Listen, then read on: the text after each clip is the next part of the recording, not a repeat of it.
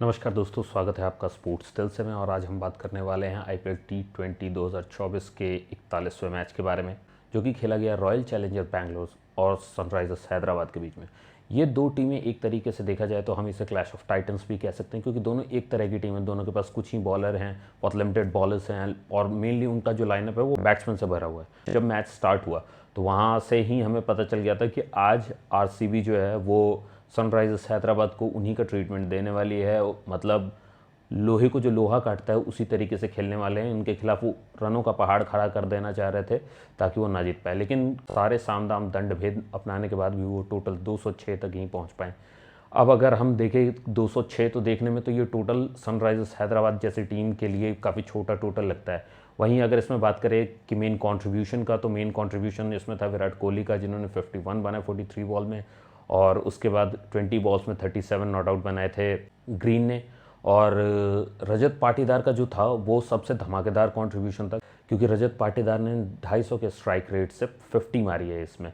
तो मेनली हम कह सकते हैं ये उन्हीं का कंट्रीब्यूशन था, क्योंकि ये मैच जो है वो 35 रन से जीत लिया है रॉयल चैलेंजर बैंगलोर ने। तो हम कह सकते हैं कि जो 250 के स्ट्राइक रेट से रजत पाटीदार ने रन मारे हैं, जो 50 मारी है, उसी की वजह से रॉयल चैलेंजर बैंगलोर ये मैच जीता है। अभी कुछ दिन पहले मैं देख रहा था कि एक शॉट में आ भी रहा था मेरे सामने कि रॉबिन उथप्पा ये बात कर रहे थे कि टीम में अभी यही बातें चल रही होंगी कि कम से कम उन्हें 200 के स्ट्राइक रेट से खेलना पड़ेगा सभी बैट्समैन को, और ये मैसेज सीनियर प्लेयर्स के लिए भी होगा। तो मेरे ख्याल में वो चीज़ रिफ्लेक्ट कर रही है टीम में कि अब ये लोग उस तरीके से खेलने की कोशिश कर रहे हैं। But towards the end of the tournament जागने का क्या फ़ायदा है, मुझे ये समझ में नहीं आ रहा है। ये प्लानिंग शुरू से एक होता है ना कि एक लेट ब्लूमर होता है, तो ऐसा लग रहा है जैसा रॉयल चैलेंजर एक लेट ब्लूमर की तरह ही इस टूर्नामेंट में आगे आएगी।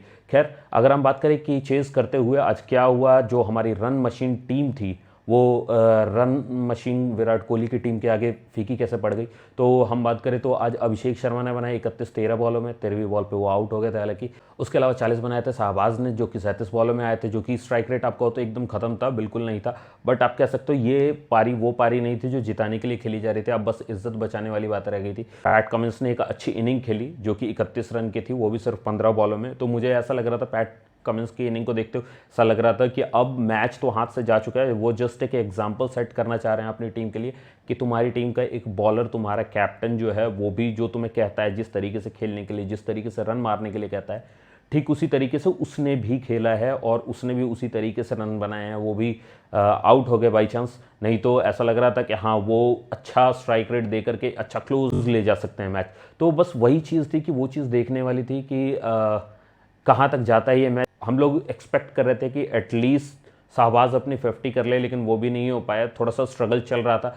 मेनली देखा जाए तो इनके जो मेन बैट्समैन थे उनमें कोई भी नहीं चला। अभिषेक ही जो थे वो लास्ट 31 मार के गए। उसके अलावा जो इनके मेन बैट्समैन थे जैसे हेड हो गए, मार्करम हो गए, क्लासन हो गई, इनमें से कोई भी नहीं चला। तो ये देखते हुए बस इतना ही लगता है कि जस्ट आज दिन नहीं था एसआरएच का, क्योंकि कोई भी बैट्समैन क्लिक नहीं किया इनका, और उसी की वजह से ये 35 रन शॉर्ट रह गए और रॉयल चैलेंजर बैंगलोर ने ये मैच जीत लिया है। तो मैं तो खुश हूँ कि विराट कोहली की टीम, द रन मशीन की टीम ने ये मैच जीत लिया है। और साथ ही मैं ये कहना चाहूँगा, साथ ही मैं कॉन्ग्रेचुलेशंस कहना चाहूँगा रन मशीन विराट कोहली की टीम को। और साथ ही ये कहना बहुत ज़रूरी होगा कि बजाय इसके कि ये प्लान्स लेट आए, जैसे कि कोहली का अब इंटरनेशनल लेवल पे एक बहुत लंबा चौड़ा एक्सपीरियंस हो गया है, तो बजाय इसके कि आप ओपनिंग बैट्समैन जाने के, आपका मेन कंट्रीब्यूशन टीम के स्ट्रैटेजीज में भी होना चाहिए। अब मुझे ये पता नहीं कि टीम के अंदर का क्या माहौल है और क्या अंदर चल रहा है, क्योंकि स्ट्रैटेजीज में उस तरीके से चीज़ें निकल के नहीं आ रही। जैसे कि मैंने अभी बताया था कि लेट ब्लूमर टाइप का चल रहा है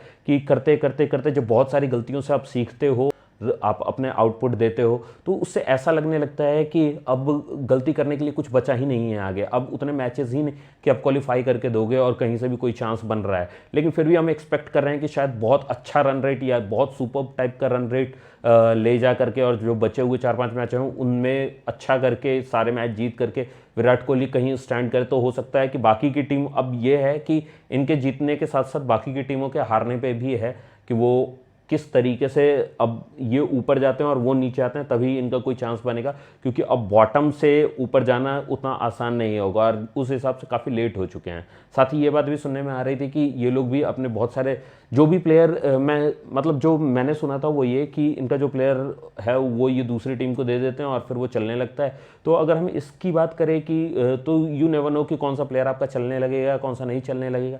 इट्स जस्ट कि आप किस तरीके से अपने बॉलर्स को अपने बैट्समैन को उनकी स्ट्रेंथ के हिसाब से आप यूज़ कर पा रहे हो या नहीं। और वही चीज़ मुझे मिसिंग लगती है आरसीबी में, क्योंकि जैसे कि मैंने हमेशा कहा कि आरसीबी में टैलेंट की कोई कमी नहीं है, इनने टैलेंट कूट कूट के भरा है। एक तरीके से इनके पास टिकाऊ बैट्समैन है, हिटर्स हैं, सब कुछ है इनके पास, लेकिन उसके बाद भी आखिर ये क्यों नहीं जीत पा रहे।